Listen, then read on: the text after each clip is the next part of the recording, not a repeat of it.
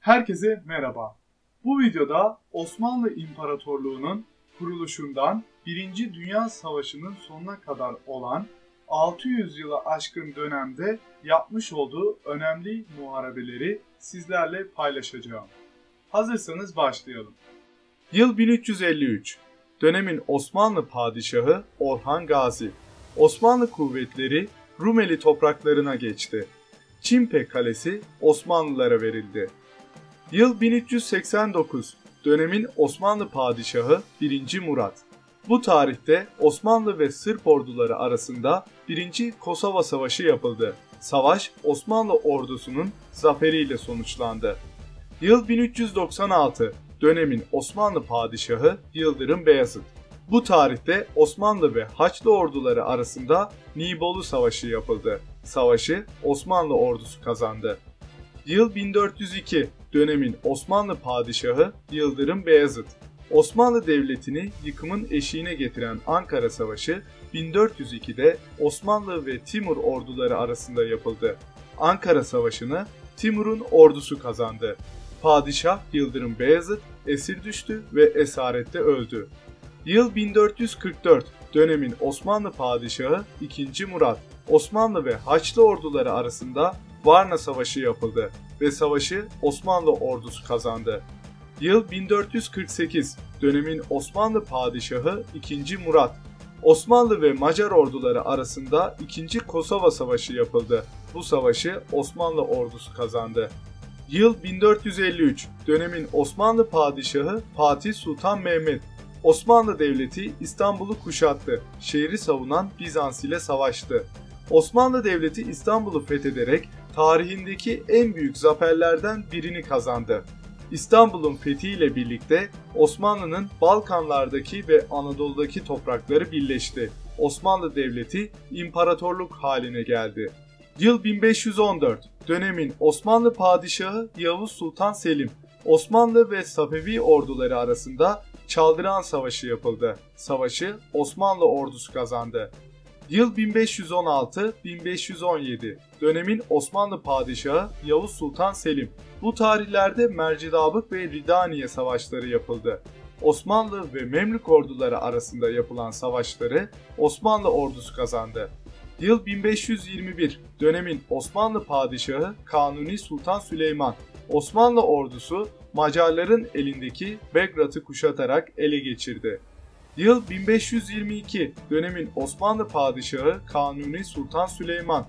Osmanlı İmparatorluğu Rodos seferini düzenledi. Osmanlı ordusu ve Rodos şövalyeleri arasında yapılan savaşı Osmanlı kazandı. Yıl 1526. Dönemin Osmanlı padişahı Kanuni Sultan Süleyman. Osmanlı ve Macar orduları arasında Mohaç Meydan Muharebesi yapıldı ve Osmanlı kazandı. Yıl 1529. Dönemin Osmanlı padişahı Kanuni Sultan Süleyman. Osmanlı İmparatorluğu 1. Viyana seferini düzenledi. Osmanlı ordusu Viyana şehrini kuşattı. Fakat kuşatma başarısız oldu. Yıl 1538. Dönemin Osmanlı padişahı Kanuni Sultan Süleyman. Bu tarihte Prevezere Deniz Savaşı yapıldı. Osmanlı donanması ve Haçlı donanması karşı karşıya geldi. Savaş Osmanlı'nın zaferiyle sonuçlandı. Yıl 1565. Dönemin Osmanlı padişahı Kanuni Sultan Süleyman. Osmanlı İmparatorluğu Malta seferini düzenledi. Osmanlı ordusu Malta adasını kuşattı. Fakat kuşatma başarısız oldu. Yıl 1566. Dönemin Osmanlı padişahı Kanuni Sultan Süleyman. Osmanlı İmparatorluğu Zigetvar seferini düzenledi. Osmanlı ordusu Macarların elindeki Zigetvar kalesini ele geçirdi. Yıl 1571. Dönemin Osmanlı padişahı 2. Selim. Osmanlı donanması ve Haçlı donanması arasında İnebatlı Deniz Muharebesi yapıldı. Osmanlı donanması bu muharebede yenilgiye uğradı. Yıl 1596. Dönemin Osmanlı padişahı 3. Mehmet. Bu tarihte Haçova Savaşı yapıldı. Osmanlı ordusu Avusturya ordusunu yenilgiye uğrattı ve Osmanlı Eğri Kalesi'ni ele geçirdi. Yıl 1601. Dönemin Osmanlı padişahı 3. Mehmet. Osmanlı ordusu ve Avusturya ordusu arasında Kanice Muharebesi yapıldı ve Osmanlı Kanice Kalesi'ni ele geçirdi. Yıl 1638-1639. Dönemin Osmanlı Padişahı 4. Murat. Osmanlı İmparatorluğu Bağdat seferini düzenledi. Osmanlı ordusu İranlıların eline geçen Bağdat şehrini ele geçirmek için sefer düzenledi ve Osmanlı Bağdat'ı aldı.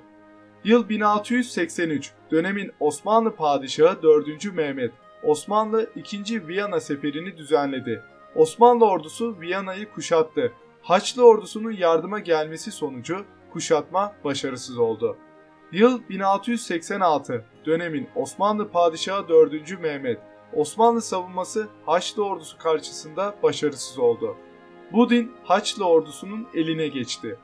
Yıl 1697. Dönemin Osmanlı Padişahı 2. Mustafa. Osmanlı ve Avusturya orduları arasında Zenta Muharebesi yapıldı. Bu muharebe Osmanlıların yenilgisiyle sonuçlandı. Yıl 1711. Dönemin Osmanlı Padişahı 3. Ahmet.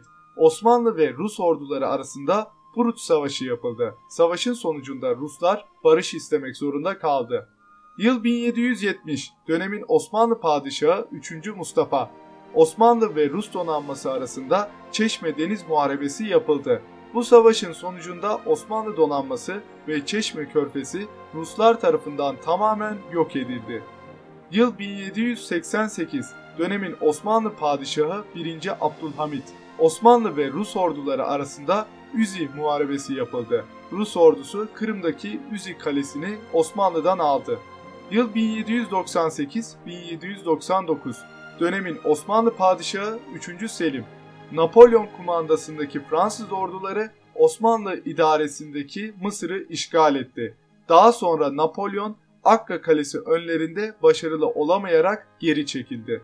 Yıl 1827. Dönemin Osmanlı Padişahı 2. Mahmut. Bu tarihte Navarin Deniz Savaşı yapıldı. Osmanlı-Mısır donanması İngiliz, Fransız, Rus donanmaları tarafından yok edildi. Yıl 1828-1829. Dönemin Osmanlı Padişahı 2. Mahmut. Bu tarihte Osmanlı-Rus Savaşı yapıldı. Osmanlı ve Rus orduları arasında 2 yıl süren savaşın sonucunda Rusya Osmanlı ordularını hem Balkanlarda hem de Kafkaslar'da mağlup etti. Yıl 1853. Dönemin Osmanlı Padişahı Abdülmecit. Bu tarihte Ruslar Sinop baskınını gerçekleştirdi. Rus Karadeniz donanması Sinop'ta Osmanlı donanmasını hazırlıksız yakalayarak Osmanlı'nın deniz gücüne ağır bir darbe indirdi. Yıl 1854-1856. Dönemin Osmanlı Padişahı Abdülmecit. Rusya ile Osmanlı, İngiliz, Fransız, Sardinya ittifakı arasında Kırım Savaşı yapıldı. Ruslar yenilerek barış istemek zorunda kaldı. Yıl 1877-1878. Dönemin Osmanlı Padişahı 2. Abdülhamit. Bu tarihlerde Osmanlı-Rus Savaşı Plevne savunması yapıldı. 93 Harbi olarak bilinen savaşlarda Gazi Osman Paşa komutasındaki Plevne kentini savunan Osmanlı kuvvetlerinin uzun süre başarıyla direnmesine karşın Ruslar kenti ele geçirdi. Yıl 1877-1878. Dönemin Osmanlı Padişahı 2. Abdülhamit. Bu tarihlerde Osmanlı-Rus Savaşı Erzurum savunması yapıldı. 93 Harbi'nin Kafkasya cephesinde Osmanlı ordusu Erzurum'a çekildi. Osmanlı'nın uzun süre direnmesine rağmen Kars ve Erzurum Rusların eline geçti. Yıl 1897. Dönemin Osmanlı Padişahı 2. Abdülhamit. Osmanlı ve Yunanistan arasında Türk-Yunan Savaşı yapıldı. Osmanlı ordusu Atina yakınlarına kadar ilerledi. Rus Çarı'nın savaşın durdurulmasını istemesi üzerine barış yapıldı. Yıl 1911. Dönemin Osmanlı Padişahı 5. Mehmet Reşat. Bu tarihte Trablusgarp Savaşı yapıldı. İtalyanların Trablusgarp'a asker çıkarmaları üzerine başlayan muharebelerde Osmanlı'nın savunması uzun süre direndi. Fakat Balkan Savaşları'nın başlamasıyla Trablusgarp İtalyanların eline geçti. Yıl 1912-1913. Dönemin Osmanlı Padişahı 5. Mehmet Reşat. Bu tarihlerde Balkan Savaşları yapıldı. Yunanistan, Sırbistan, Bulgaristan ve Romanya Osmanlı Devleti'ne savaş açtı. Osmanlı tüm Balkan topraklarını kaybetti. Selanik ve Edirne düştü. 1913 yılında Balkan müttefikleri kendi aralarında anlaşamayıp çatışınca bu fırsattan yararlanan Osmanlı ordusu Edirne'yi Bulgaristan'dan geri aldı. Yıl 1914-1918. Bu 4 yılda 1. Dünya Savaşı yapıldı. Dönemin Osmanlı padişahları 5. Mehmet Reşat ve Vahdettin. Bu harp dünya tarihinin o güne kadar gördüğü en büyük savaştı ve dünya üzerindeki pek çok ülke bu savaşa bir şekilde katıldı. Osmanlı Devleti, Almanya, Avusturya Macaristan ve Bulgaristan bloğuyla birlikte İngiltere, Fransa ve Rusya bloğuna karşı Dünya Savaşı'na girdi. Osmanlı orduları Çanakkale cephesi hariç pek çok cephede mağlup oldu. Savaştan sonra Osmanlı toprakları işgale uğradı. Yüzlerce yıl varlığını sürdüren bazı dönemlerde dünyanın süper gücü olan Osmanlı İmparatorluğu kalan son topraklarının işgale uğramasıyla yıkıldı. Türkiye Cumhuriyeti'nin kurulmasıyla birlikte Osmanlı İmparatorluğu tamamen yok oldu. Beni dinlediğiniz için teşekkür ederim. Videoyu beğendiyseniz beğenmeyi unutmayın. Görüş ve düşüncelerinizi yorumlarda paylaşabilirsiniz. Yeni videolara yakından ulaşabilmek için kanalıma abone olabilir ve bildirimleri açabilirsiniz. Sağlıklı ve mutlu günler dilerim. Hoşça kalın.